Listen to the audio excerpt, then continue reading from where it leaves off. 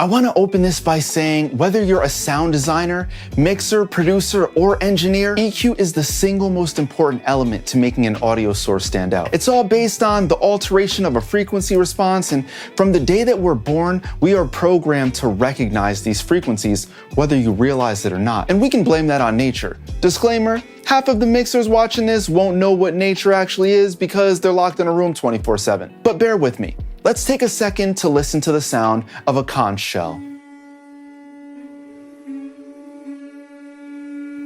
What do you hear? Resonances? What frequencies stuck out to you? Something funny about this is one of the resonances you heard is 432 Hertz. If you're a musician, you probably find that funny because the whole 432 Hertz versus 440 Hertz debate. Sorry, Machine Head, love you guys, but we're not getting into all of that today. The point is, we've been trained to recognize certain frequencies. Let's listen to one more. Rainfall.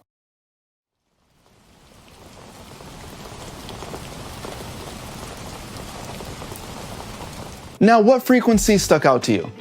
The correct answer is all of them because rainfall is white noise. This means it covers every frequency we can perceive above 20K all the way down to the sub response. And I want to see your sub response by clicking that sub button. And since we're talking about EQ, make sure you hit that bell so we can be additive to your day when new videos come out. Transition game, still crazy. Now, these are natural sounds with frequency responses, but we have since created tons of man-made instruments with frequency responses. How do we alter them to be more pleasing to our ears? By the end of this video, we will have gone over the 4 types of EQ, the differences between them, and where they might be most useful in your mixes. So what's happening, fam? Miami here with JST, and I want you to know the proper application and differences of the 4 types of EQ. I'll be talking about strictly EQs and their subcategories, not EQs that mix with compressors and the like, so we'll save that for another video. The first type of EQ we'll be discussing are filters. Filters are the first EQs that were made. They were used for broadcast before being used for music, and the main purpose was to be able to control the bass and treble response. There were 2 categories to these filters, both of which are integral to our workflow in audio today: high pass and low pass filters and shelving. People often think these were 2 different designs, but the concepts are basically the same. High pass filters cut out low frequencies from a selected point, and low pass filters cut out high frequencies from a selected point.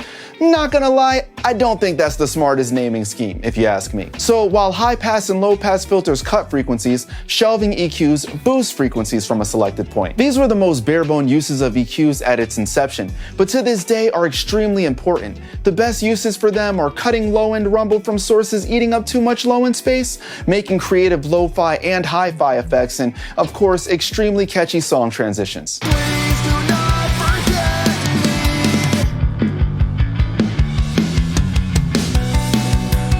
Transition game just leveling up. Vlad, can I get one more filter for the road? Hashtag studio life. I kind of want to do that pose where I'm reaching for a mouse or a knob on a piece of hardware. You know what I'm talking about. Type 2, graphic equalizers.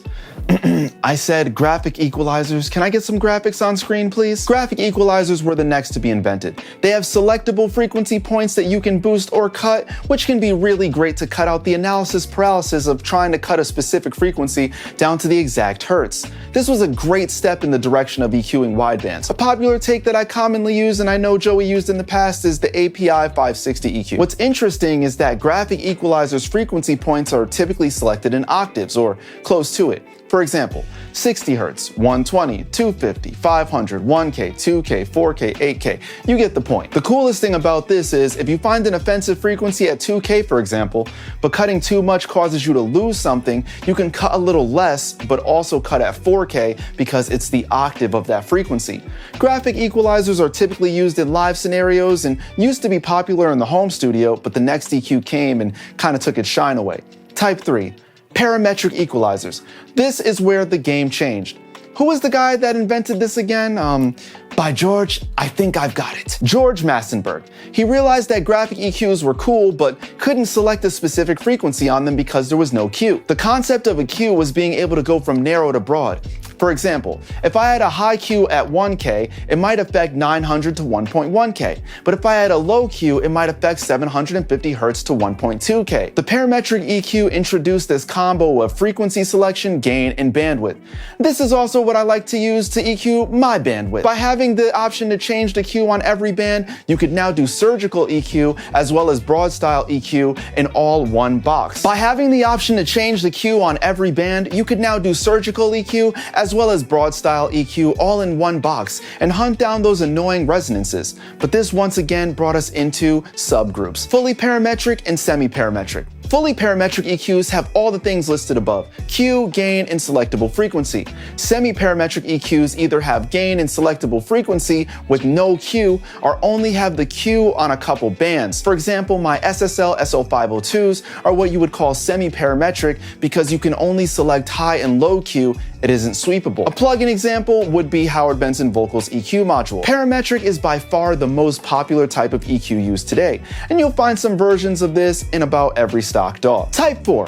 If you were going to type 4 words in the comments, what would they be? Transition game still crazy? What's the fourth EQ? The fourth and final EQ type is linear. This is where the world of software and hardware decide to separate. The reality is that every EQ in the analog world has minimum phase. The more you EQ the original signal, the more of a chance you have of creating phase issues. Software designers realized this flaw and basically said, we ain't having none of that. So what they decided to do was create linear phase EQ. I don't know how they solved the equation, but I'm sure it took more than a parametrics.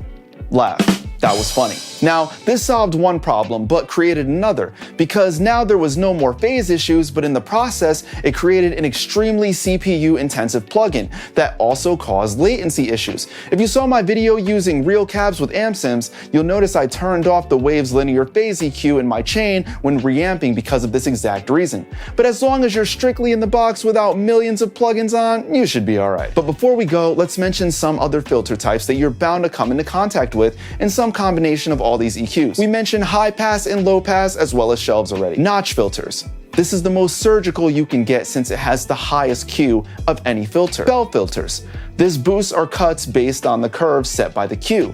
This is the most common filter used for anything from broadband to surgical. Band pass filters. These remove frequencies from the furthest point of the selectable frequency. The Q determines the range. Tilt filter. Think of this like a seesaw.